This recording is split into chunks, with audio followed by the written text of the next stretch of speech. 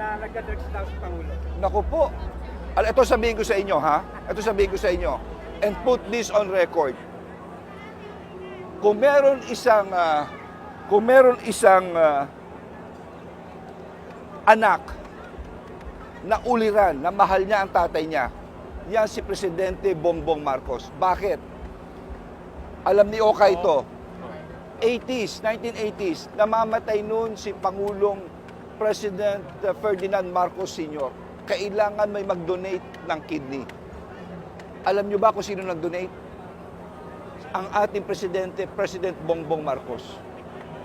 1980. Kaya siya, iisa na lang kidney niya. Isipin mo, bibigay mo sa tatay mo. Hindi mo alam kung mamamatay ka rin. Hindi mo, at that time, this was close to 40 plus years ago. Hindi mo alam ano epekto sa iyo. He was in his 20s. Will he have the same quality of life? Gaganda ba ang kabuhayan ng ating Pangulo? Isipin mo. Ito ba'y makaka-apekto sa kanya? Ito ba'y magiging baldado siya? No one knows.